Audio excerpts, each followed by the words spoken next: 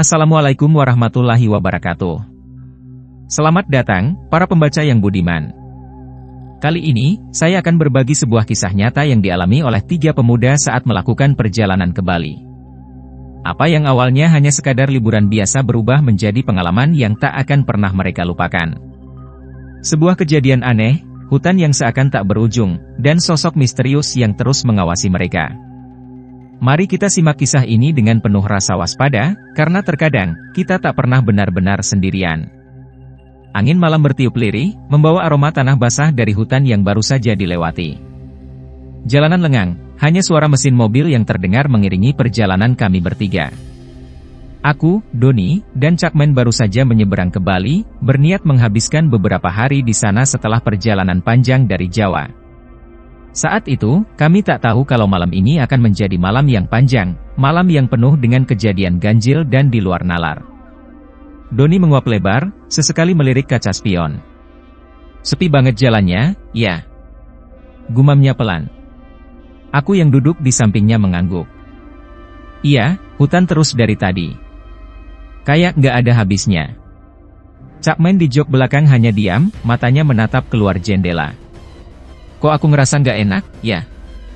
Seperti ada yang ngikutin, ucapnya tiba-tiba.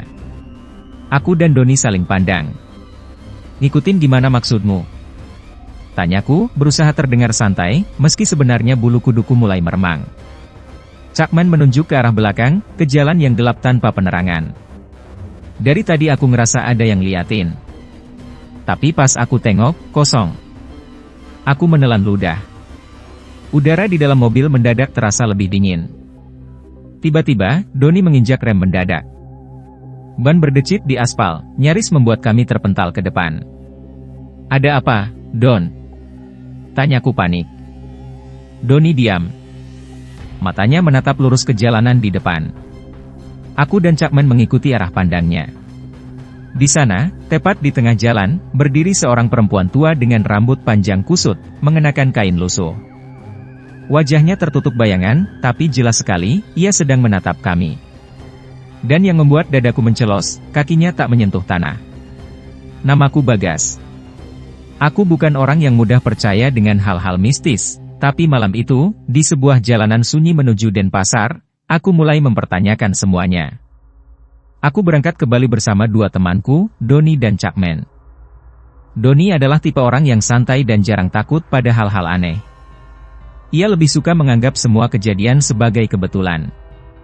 Sedangkan Cakmen? Ia orang yang suka bercanda, kadang kelewat ngawur, tapi juga cukup peka terhadap hal-hal di luar nalar. Mungkin karena itu, sejak awal perjalanan, ia sudah merasa ada sesuatu yang ganjil. Kami bertiga bukan turis yang asing dengan perjalanan malam. Sebelumnya, kami sudah pernah menempuh perjalanan jauh ke berbagai daerah, bahkan ke tempat-tempat yang konon dikenal angker. Tapi kali ini berbeda. Perjalanan ke Bali ini seharusnya hanya liburan biasa setelah petualangan kami dari sebuah perkebunan kopi di Jawa. Kami ingin menikmati suasana pantai, snorkeling di perairan jernih, dan mungkin sekadar jalan-jalan santai di kota. Awalnya, semua berjalan lancar. Kami meninggalkan Jawa dengan kapal feri, menyeberang dari Banyuwangi ke Bali dengan perasaan lega setelah berpisah dengan 5 teman kami yang lebih dulu pulang ke Surabaya. Perjalanan melewati Taman Nasional Bali Barat pun terasa biasa saja. Kami menginap semalam di sebuah penginapan kecil di sana sebelum melanjutkan perjalanan lebih dalam ke Pulau Bali. Namun, kejadian aneh mulai muncul sejak malam itu. Doni mengalami mimpi buruk yang membuatnya terbangun dengan napas tersengal. Ia bercerita bahwa dalam mimpinya, ia bertemu dengan seorang perempuan tua yang menegurnya karena menabrak seekor kucing. Perempuan itu berulang kali mengulang kata-katanya, suaranya semakin menekan, seolah menuntut sesuatu darinya. Wajahnya tak jelas, tertutup bayangan, tapi rambutnya panjang terurai dan sikapnya membuat Doni merasa tidak tenang. Aku dan Cakmen awalnya hanya menganggap itu bunga tidur, sesuatu yang tak perlu terlalu dipikirkan. Tapi yang membuat semuanya semakin aneh adalah kejadian yang diceritakan oleh 5 teman kami yang sudah pulang ke Surabaya. Saat melewati sebuah hutan, mereka melihat seorang perempuan tua berdiri di pinggir jalan, melambaikan tangan seolah meminta tumpangan. Sosok yang mereka lihat digambarkan persis seperti perempuan dalam mimpi Doni. Dan sekarang, di depan kami, sosok itu berdiri lagi. Jalanan yang kami lewati adalah jalur perbukitan yang sepi, nyaris tanpa penerangan. Pohon-pohon besar menjulang di kiri dan kanan jalan, membuat suasana semakin mencekam. Udara dingin menembus kaca mobil, menambah rasa tak nyaman yang sejak tadi sudah menyelimuti perjalanan ini. Doni masih diam, tangannya mencengkeram setir erat. Aku mencoba berpikir jernih, berusaha mencari alasan masuk akal untuk apa yang baru saja kami lihat. Gas. Itu siapa? Suara Chapman pelan, nyaris berbisik. Aku menggeleng, menelan ludah dengan susah payah. Aku nggak tahu. Di depan kami, perempuan tua itu masih berdiri diam, tubuhnya tidak bergerak sedikit pun. Tapi semakin lama kami menatapnya, semakin terasa ada sesuatu yang tidak wajar. Kakinya tidak menyentuh tanah. Seperti melayang, tanpa bayangan. Doni mulai berkeringat dingin.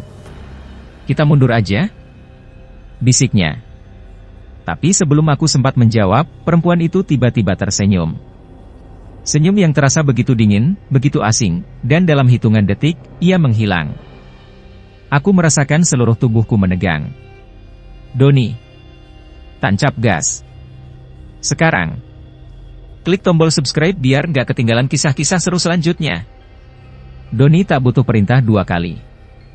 Kakinya langsung menghantam pedal gas. Mobil meraung, roda berputar cepat di atas aspal yang lembab, meluncur melewati jalanan gelap berbukit yang mencekam. Aku menoleh ke belakang, memastikan perempuan itu benar-benar sudah menghilang. Tapi yang kulihat hanya kabut tipis yang perlahan merayap di jalanan. Chapman menghela napas berat, tangannya menggenggam erat kursi di depannya. Gila, aku nggak ngerti lagi ini apa. Kok bisa? Suaranya bergetar. Aku tak menjawab. Otakku masih berusaha mencerna apa yang baru saja kami lihat. Sosok perempuan tua itu, wajahnya samar, senyumnya menyeramkan, dan bagaimana mungkin ia tiba-tiba lenyap begitu saja? Doni tetap fokus mengemudi. Matanya lurus ke depan, rahangnya mengeras. Aku nggak peduli itu hantu atau bukan. Yang jelas, kita harus segera keluar dari sini. Kami semua setuju. Kami hanya ingin secepat mungkin sampai di kota, di tempat yang lebih terang, lebih ramai, lebih nyata. Tapi malam itu belum selesai. Beberapa kilometer setelah kejadian tadi, jalanan mulai menurun, membelah hutan yang lebih rapat. Pepohonan menjulang di kiri dan kanan, batangnya besar dan lebat. Cahaya bulan nyaris tak bisa menembus, menyisakan bayangan-bayangan kelam yang berkelebat di sudut mata. Suasana semakin aneh. Jalan ini terasa lebih panjang dari yang seharusnya. Aku melirik jam tangan, sudah lebih dari 30 menit sejak kami meninggalkan tempat perempuan tua itu berdiri, tapi rasanya kami masih berada di tempat yang sama. Doni mendengus kesal. Kok nggak sampai-sampai, ya? Chapman bergumam, jangan-jangan kita muter di tempat yang sama. Aku tercekat. Jangan sampai ini kejadian lingkaran setan, jalan yang membawa kita kembali ke titik awal tanpa kita sadari. Doni menggeleng keras. Gak mungkin. Aku bawa mobil lurus terus. Gak ada pertigaan, gak ada belokan. Tapi saat itu juga, sesuatu membuat kami terdiam. Di tepi jalan, di antara pepohonan tinggi, terlihat sebuah warung kecil dari bambu. Lampunya remang-remang, menyala redup dengan warna kekuningan. Aku langsung merasakan ada yang janggal. Doni. Stop dulu, kataku pelan. Doni mengerutkan kening. Kenapa? Aku menunjuk warung itu. Lihat baik-baik. Doni dan Chapman menoleh. Butuh beberapa detik bagi mereka untuk menyadari apa yang kupikirkan. Anjir, bisik Chapman, suaranya hampir tak terdengar. Bukannya itu warung yang tadi? Jantungku berdebar kencang. Warung itu, bangunan bambu kecil dengan lampu minyak tua, pintu kayu tertutup rapat, persis sama dengan warung yang kami lihat beberapa puluh menit lalu. Tapi itu tidak masuk akal. Kami sudah berjalan jauh dari sana. Tidak mungkin kami kembali ke titik yang sama. Aku mulai merasa ada sesuatu yang mempermainkan kami. Chapman meremas dahinya. Sumpah, ini sudah nggak wajar. Apa kita nyasar di tempat yang salah? Doni menggigit bibir. Aku nggak yakin ini warung yang sama. Bisa aja mirip. Tapi coba ingat lagi, desakku. Warung tadi juga sendirian di tengah hutan, dengan lampu minyak kuning, dengan pintu kayu yang tertutup. Masa ada dua warung yang persis sama di jalan sepi begini? Doni menatap warung itu lama. Kemudian, dengan gerakan cepat, ia menekan pedal gas lagi. Gak usah dipikirin. Kita harus keluar dari sini. Mobil kembali melaju kencang. Kami bertiga saling diam, mencoba menenangkan diri masing-masing. Tapi baru beberapa kilometer, ketakutan kami terkonfirmasi. Di sisi jalan, berdiri warung yang sama lagi. Aku merasa perutku mencelos. Tenggorokanku kering. Don, suaraku tercekat. Doni tak menjawab. Tapi aku bisa melihat tangannya yang mencengkeram setir semakin kuat, buku-buku jarinya memutih. Chapman menutup wajah dengan kedua tangannya. Kita nggak kemana-mana. Aku ingin menyangkalnya, tapi aku tahu itu benar. Entah bagaimana, entah kenapa, kami terus kembali ke tempat yang sama. Seolah ada sesuatu yang tak ingin kami pergi. Malam ini berubah menjadi labirin yang tak berujung. Dan kami tidak tahu bagaimana cara keluar dari sini. Mobil terus melaju menembus kegelapan hutan. Aku bisa merasakan jantungku berdebar lebih cepat dari biasanya. Mataku masih terpaku pada warung bambu yang baru saja kami lewati, untuk ketiga kalinya. Tidak ada penjelasan logis. Ini bukan jalan biasa. Kami seperti terjebak dalam lingkaran, berputar tanpa bisa keluar. Doni berusaha tetap fokus pada jalan, meski aku tahu pikirannya mulai kacau. Aku nggak ngerti. Ini kayak sialan apa, sih? Gumamnya lirih. Chapman di belakang sudah kehilangan nada bercandanya. Ia hanya duduk diam, menggigit bibir. Bagas, Don. Kita beneran gak sendirian di sini. Aku menelan ludah. Maksudmu? Sejak tadi aku ngerasa ada yang ngikutin kita, katanya pelan. Dan bukan cuma satu. Aku langsung menoleh ke kaca spion samping, lalu ke kaca belakang. Kosong. Gelap. Tidak ada mobil lain. Tidak ada cahaya. Hanya kabut tipis yang semakin lama semakin menebal. Tapi firasatku mengatakan, kami memang sedang diawasi. Brak! Mobil berguncang keras. Seperti menabrak sesuatu.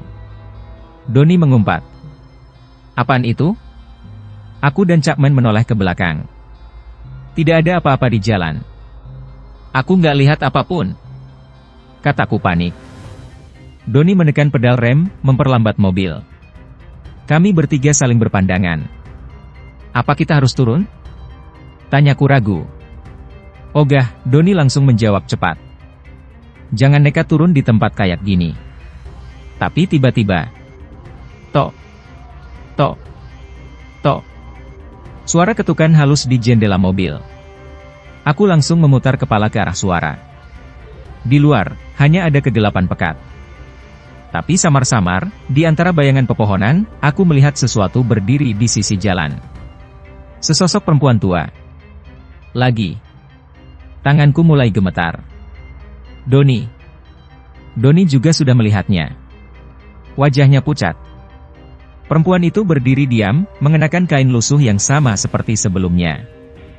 Rambutnya terurai berantakan, sebagian menutupi wajahnya yang tertutup bayangan.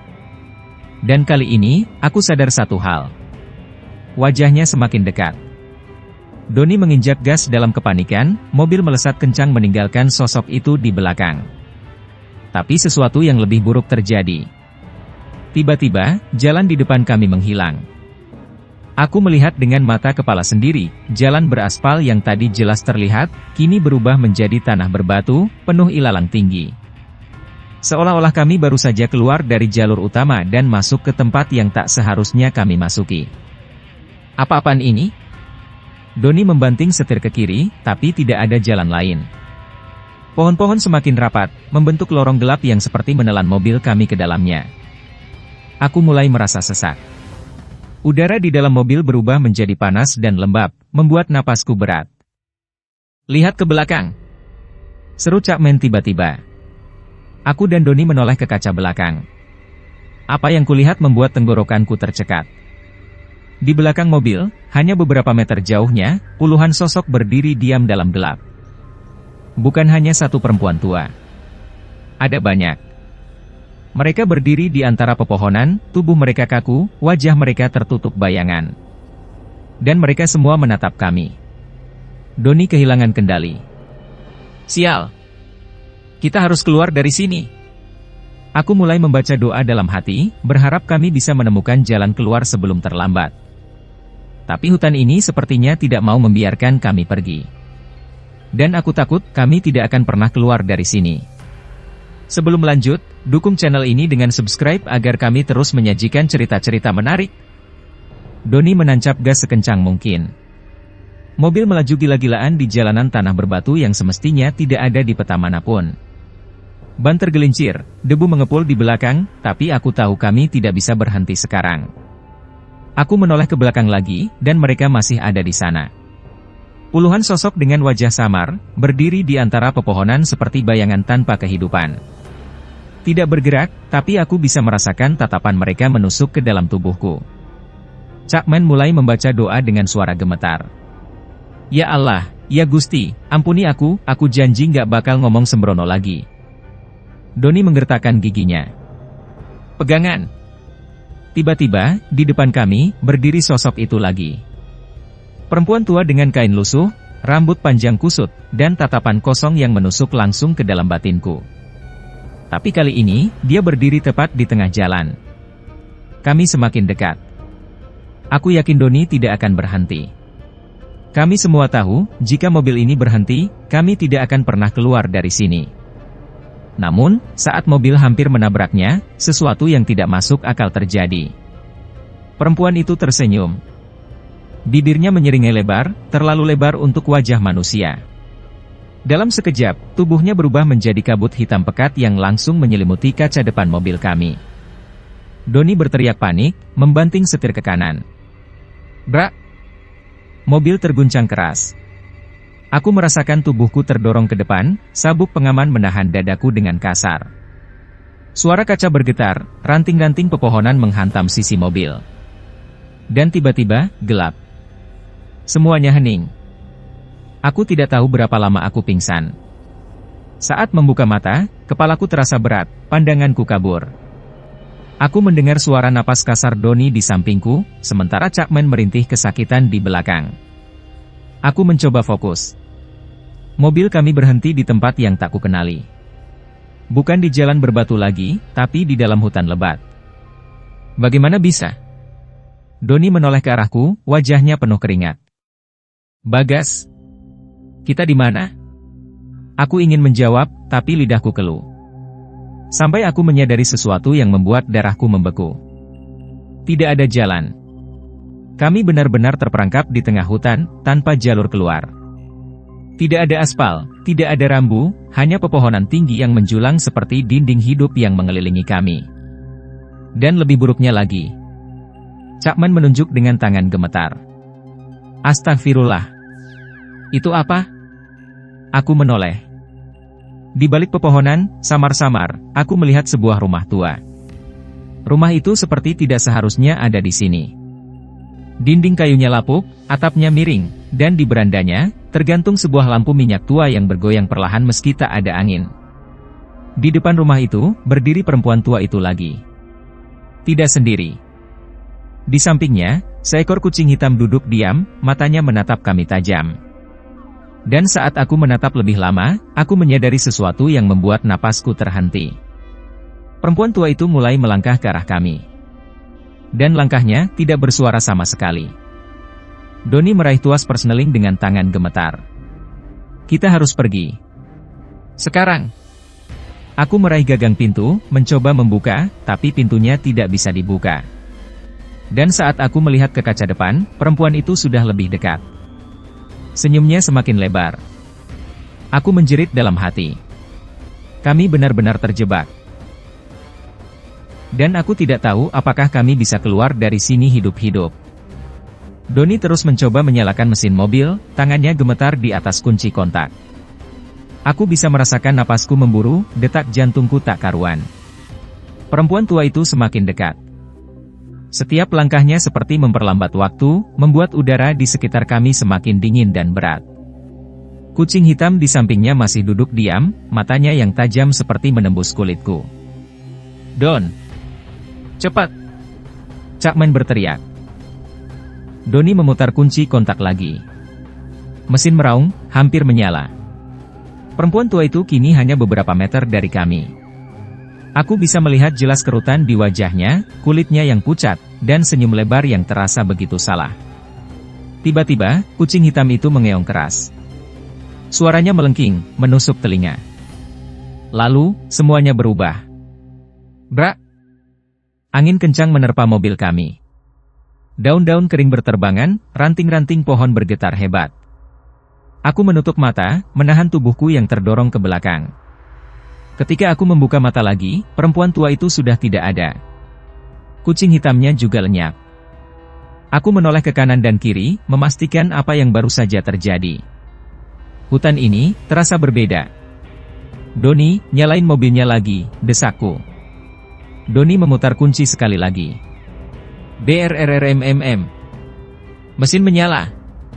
Tidak berpikir dua kali, Donnie langsung menancap gas, mobil melaju kencang menembus kegelapan. Kami melewati pepohonan yang tadi terasa seperti labirin, tapi kali ini jalanan terbuka lebih lebar. Seolah hutan itu akhirnya membiarkan kami pergi. Chuckman terisak di belakang. Astagfirullah. Kita hampir mati tadi. Aku menarik napas panjang. Aku juga nggak ngerti ini gimana. Setelah beberapa menit melaju, kami akhirnya melihat sesuatu yang membuat hati kami hampir meledak karena lega, lampu jalan. Jalan aspal terbentang di depan kami. Kami kembali ke jalur utama. Donnie tertawa kecil, masih dengan napas tersengal. Kita selamat. Kita keluar. Aku meremas tangan sendiri, memastikan aku masih hidup. Ya Allah. Iya, Don. Kita keluar dari sana. Aku menoleh ke belakang sekali lagi. Jalanan hutan itu perlahan menghilang di kejauhan, tenggelam dalam gelap. Kami tidak mau lagi menengok ke belakang. Kami hanya ingin pergi sejauh mungkin dari tempat itu. Jangan sampai ketinggalan cerita lainnya. Subscribe dulu ya. Kami akhirnya tiba di Denpasar menjelang dini hari. Setelah memastikan kami benar-benar berada di tempat yang nyata, kami berhenti di sebuah pom bensin. Donnie keluar dari mobil lebih dulu, menyandarkan tubuhnya ke pintu mobil sambil menarik napas panjang. Chuckman duduk diam di kursinya, masih gemetar. Aku sendiri masih mencoba mencerna apa yang baru saja kami alami. Tidak ada yang berbicara selama beberapa menit. Hanya suara kendaraan yang melintas di kejauhan dan dengung lampu neon pom bensin. Setelah beberapa saat, Chuckman akhirnya bersuara, suaranya lemah, tapi penuh kepastian. Kita nggak boleh ngomong sembarangan lagi. Aku menoleh ke arahnya. Maksudmu? Chuckman mengusap wajahnya. Ingat pas kita di Dameland? Aku ngomong jelek soal pantainya. Dan setelah itu, kita ngalamin semua kejadian ini. Aku merenung. Ya. Aku ingat betul bagaimana saat itu Chuckman mengeluh soal bau busuk ikan di pantai, menganggap tempat itu nggak sebagus yang dikira. Donnie mengangguk pelan. Mungkin kita udah ngelanggar sesuatu. Nggak tahu aturan, nggak tahu adat. Kita cuma dateng, ngomong seenaknya, terus kena batunya. Aku menelan ludah. Apa yang kami alami malam ini bukan kebetulan. Sesuatu di tempat itu, entah siapa atau apa, sudah mengingatkan kami dengan cara yang tidak akan pernah kami lupakan. Setelah beberapa saat, aku berbicara pelan, seolah berbicara kepada diriku sendiri. Kita di tanah orang, kita harus tahu diri. Chuckman mengangguk mantap. Dan yang jelas, kita jangan pernah lupa buat minta izin dan jaga sikap dimanapun kita berada. Donnie tersenyum kecil, meskipun jelas ia masih merasa lelah. Satu lagi. Kalau lain kali kita ketemu warung di tengah hutan, kita putar balik aja. Kami bertiga akhirnya tertawa kecil, bukan karena lucu, tapi karena lega. Malam itu, kami belajar sesuatu yang sangat berharga.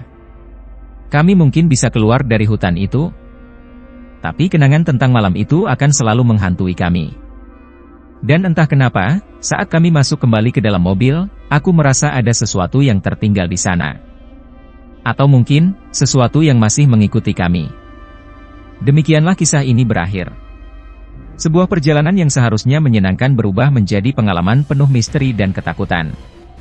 Dari cerita ini, kita belajar bahwa dimanapun kita berada, kita harus selalu menghormati adat, menjaga ucapan, dan tidak sembarangan. Mungkin kita tidak bisa melihat mereka, tapi mereka bisa melihat kita. Semoga kisah ini menjadi pengingat bagi kita semua. Wassalamualaikum warahmatullahi wabarakatuh.